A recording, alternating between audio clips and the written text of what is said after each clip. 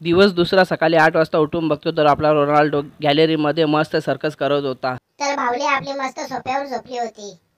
बाकीच्या आतमध्ये तंगड्या पसरून बसल्या होत्या. इकडे कालू तर पायातलं गळ्यात घालून बसला होता. हेरली मांडणीवर बसली होती. जेक तर चक्क विंडो मध्ये लोळत होता. टुटू तर हॉलमध्ये कांगारू बनून कार्यक्रम करत होता.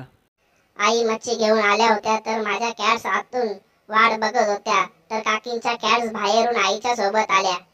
तर त्याच्यात थोड्या वेळानंतर काकींच्या कॅट्स देखील काकींची वाट बघत होत्या.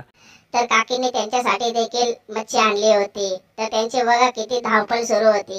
तर त्यांच्यासाठी आपण चिकन आणून ठेवलं होतं ते त्यांना दुपारी दिलं.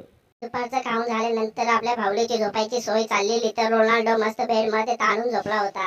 संध्याकाळी 6 वाजता कालूसोबत थोडी मस्ती केली. कालू पण भरपूर दिवसांनी आज मस्ती करत होता. मस्त खेळत होता.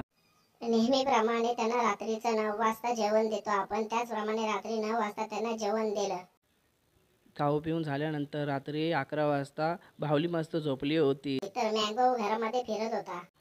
तर हेरली बाल्कनीमध्ये मस्त झोपली होती. तुम्हाला आजचा व्हिडिओ कसा वाटला नक्कीच कमेंट करून कळवा.